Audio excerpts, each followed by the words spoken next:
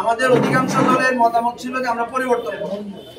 আগের মতো যেটা ছিল সেটা হচ্ছে শেখ হাসিনা যাকে চেয়েছেন তাকেই দুদকের চেয়ারম্যান, তাকেই প্রধান নির্বাচন কমিশনার বানানো হয়েছে।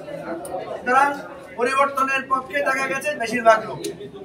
এখন পরিবর্তনের ব্যাপারে কারো দ্বিমত নাই, কিন্তু পরিবর্তনের যখনই আমরা নীতি নিয়ে আলোচনা করলাম তখন দেখলাম যে আবার শেখ হাসিনার ফ্যাসিবাদী নীতি কারো কারো পছন্দ, সেটা রেখে দিতে চাচ্ছে।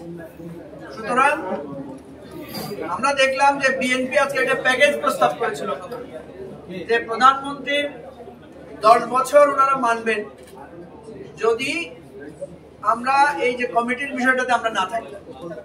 আমরা উল্টা প্রস্তাব দিয়েছিলাম যে আপনারা আমাদের কমিটির এই প্রস্তাবটাকে সমর্থন দেন, যেহেতু অধিকাংশ দল এটা সাপোর্ট করেছে, প্রয়োজনে আমরা প্রধানমন্ত্রীর মেয়াদের বিষয়ে আমরা বিবেচনা করব। দেখা গেল সেটাতে ওনারা আসেন না। যে কোনো আলোচনা আমরা মনে করি যে একটা সমঝোতামূলক আলোচনা ছাড়া ঐক্যমত্যে পৌঁছানো যাবে না। আজকে আমরা মিটিং এর ফাঁকে বিভিন্ন আলাপের চেষ্টা করেছিলাম সেরকম একটা সমঝোতায় পৌঁছার জন্য, কিন্তু সেটা আমরা পারলাম না। এখন কথা হচ্ছে যে আপনি সংস্কারও চাইবেন, পরিবর্তনের কথাও বলবেন, কিন্তু সংস্কার বা পরিবর্তনের আলোচনাগুলো তো যখন আসবেন তখন নানা রকমের বাধা বিপত্তির কথা আসবে। যেমন একটা কথা বারবার আসছে যে নির্বাহী ক্ষমতা প্রধানমন্ত্রীর হ্রাস হচ্ছে কিনা। প্রধানমন্ত্রীর তো দায়িত্ব না, নির্বাচন যিনি করবেন, নির্বাচন আমরা যারা করব, আমরাই যদি প্রধান বিচারপতি একজন নিয়োগ দিই তাহলে তো হবে না।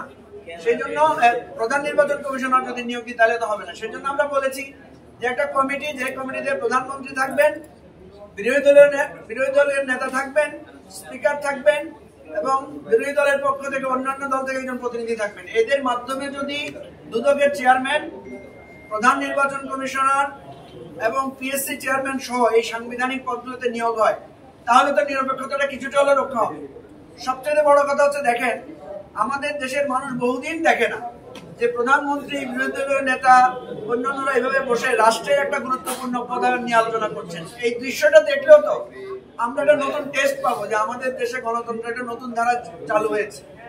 সুতরাং আমরা আজকে ভালো লেগেছে যে অধিকাংশ দল এটাকে সাপোর্ট করেছে, অন্যান্য যারা সাপোর্ট করেন নাই তাদের সুরটাও কিছুটা নরম হয়ে এসেছে।